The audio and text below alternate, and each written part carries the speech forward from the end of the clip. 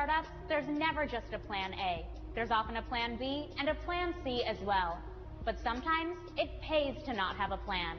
This is the story of two founders who, without planning to, have changed the game for robotic technology here in India and across the world.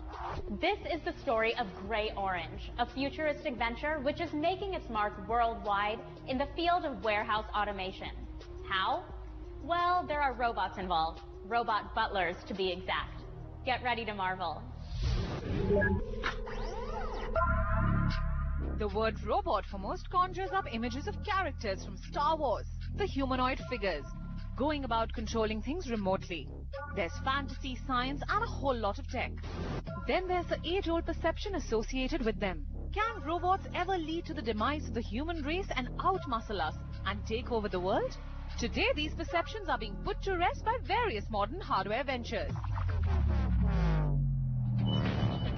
And leading the Indian robotics game is a successful venture called GreyOrange. And at the helm of this venture is a dynamic duo. Meet Akash Gupta, co-founder and chief technology officer at GreyOrange. And this is Samay Kohli, co-founder and CEO of GreyOrange. His focus is on global expansion of GreyOrange and in making it an obvious choice for automation.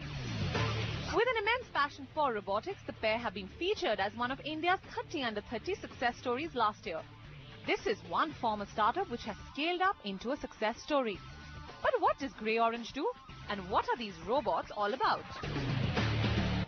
So what robots are traditionally always supposed to be, they're supposed to help people do their job better. And what GreyOrange essentially does is makes robots for warehouse workers to do their job better. Anything that you buy from a store is usually going to run through some series of warehouses, right? And that will be where GreyOrange would be using its robots. All our robots are actually controlled by our software, which is artificial intelligence enabled. What that does is the robots keep learning and keep getting better. So as everything keeps changing around them, they actually keep evolving and learning. So what a robot does bad today, they actually do better tomorrow. GreyOrange was founded in 2011 and what started off as a team of 2 has now grown into a 550-member plus organization with offices around India, Singapore and Hong Kong.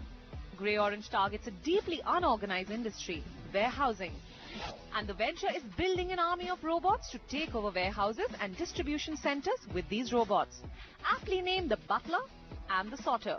But the big question remains that with so much focus on scaling up, is GreyOrange managing to rake in the moolah? GreyOrange is actually broken even and we plan to sustain that. The reason is that we continue to take our revenues and reinvest it into R&D because we really want to keep pushing the envelope of innovation, right? And that's a really long-term journey that we're on, and hence we'll continue to do much more R&D as we keep growing.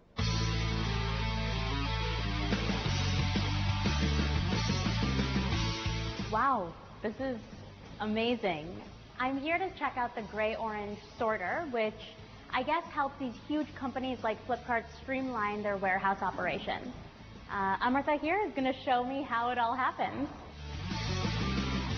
One of GreyOrange's flagship products is the sorter, and as the name suggests, it is a robotic sorting system for order consolidation and parcel routing. While the second product, the butler, is an automated storage and goods-to-person order picking system. With e-commerce giants like Flipkart and Jabong as the clients, we want to know, what kind of impact has GreyOrange made globally?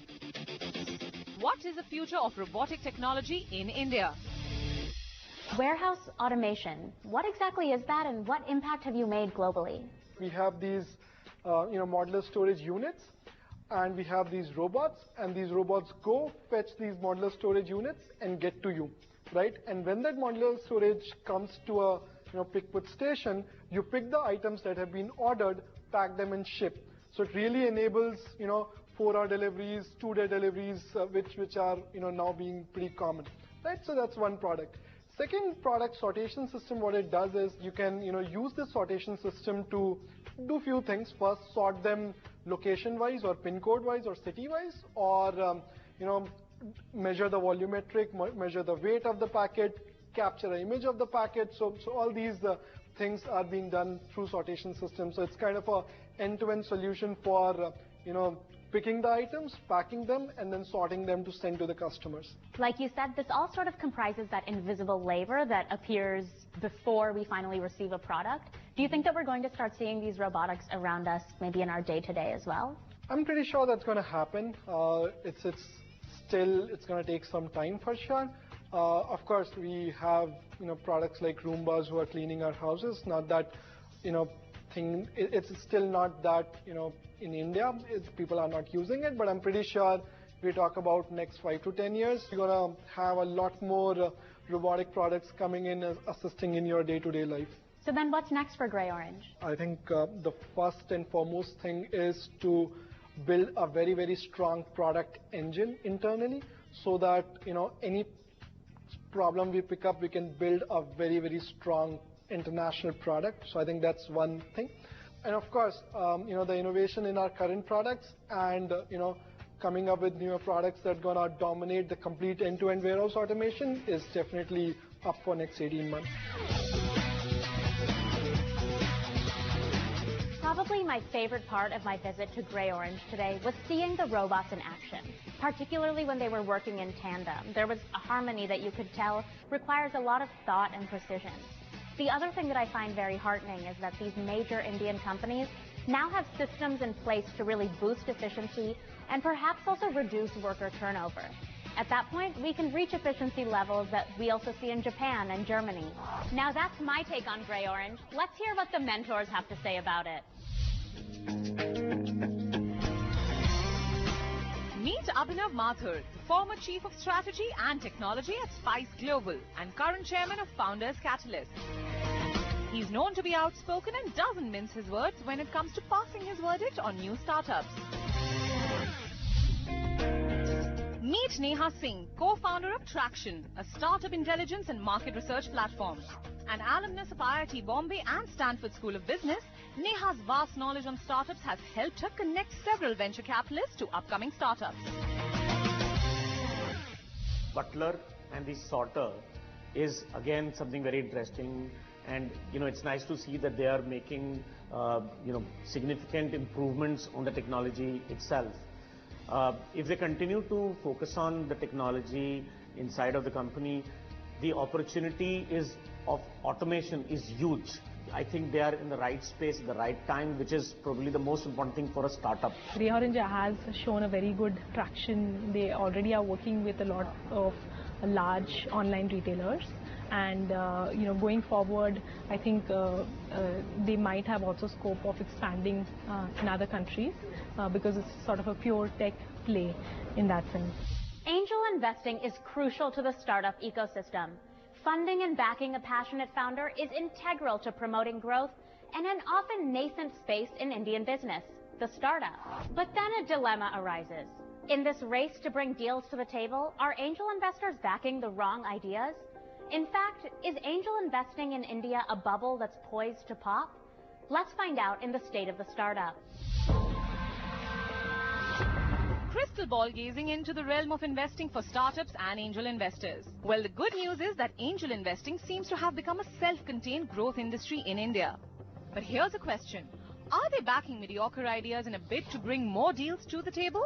There's a lot of things that may, on the face of it, seem like bad ideas, that later become awesome ideas and awesome businesses. So I think we should, hold judgment, not try and broad brush everything.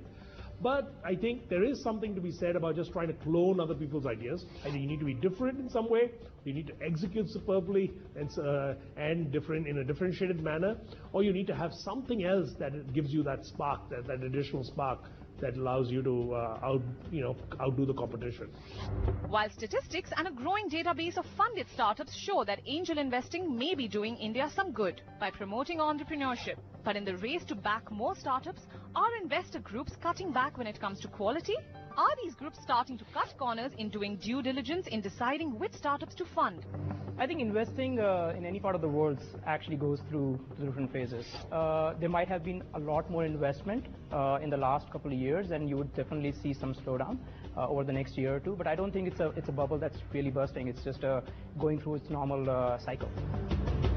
So is this angel investing bubble going to burst? Will we see a slump in money flowing into the startup economy? So for me, I think the correction will happen probably in the next year when a lot of people who would make angel investments may not be able to find right sort of deal cracked. They may not find exits easy to come, and it would stop. So angel funding, I feel, would become less in the times to come.